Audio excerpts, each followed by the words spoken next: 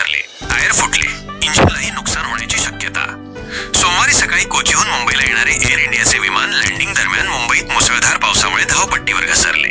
यामुळे विमान धावपट्टीच्या बाहेर गेले आणि त्याचे 3 टायर फुटले. प्राथमिक तपासानुसार हा अपघात खराब हवामान आणि निसरड्या परिस्थितीमुळे झाला असल्याचे दिसते. सूत्रांनी दिलेल्या माहितीनुसार लँडिंग दरम्यान विमानाचे इंजिनही खराब झाले असण्याची शक्यता आहे. सुदैवाने लँडिंग सुरक्षित होते आणि विमानातील सर्व प्रवासी आणि क्रू मेंबर्स पूर्णपणे सुरक्षित आहेत. छत्रपती शिवाजी आंतरराष्ट्रीय विमानतळाच्या प्रवक्त्यांनी सांगितले की ही घटना सकाळी 9:27 वाजता घडली. घटनेनंतर तात्काळ आपत्कालीन पथक सक्रिय करण्यात आले आणि परिस्थिती नियंत्रणात आणण्यात आली. या घटनेमुळे विमानतळाच्या मुख्य धावपट्टीला 09:27 थोडे नुकसान झाले आहे. त्यामुळे तात्काळ दुसरी धावपट्टी 14/32 सक्रिय करण्यात आली आहे. सध्या अपघातग्रस्त विमान सेवेतून काढून टाकण्यात आले असून त्याची तपासणी सुरू आहे. संपूर्ण तपासणीनंतरच ते पुन्हा सेवेत आणले जाईल.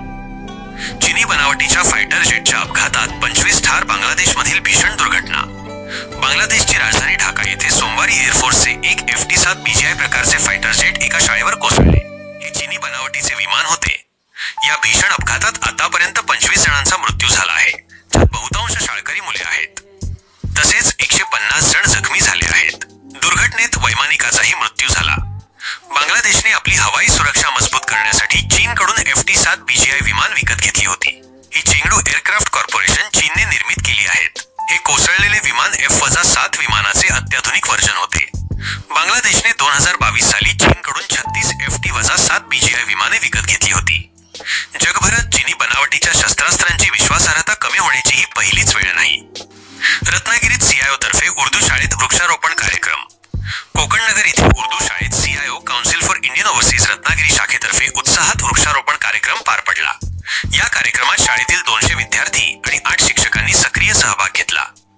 यावेळी रुकने जमात इम्तियाज नकाडे, नाझिमा जमात वाहिदा शेख, CIO प्रभारी मरियम भोंबळ आणि सुमैया मुकादम यांसारखे प्रमुख पाहुणे उपस्थित होते.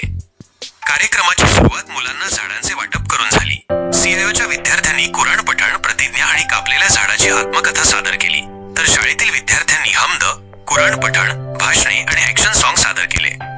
या कार्यक्रमाचे आयोजन CIO प्रभारी मरियम भोंबळ यांनी केले.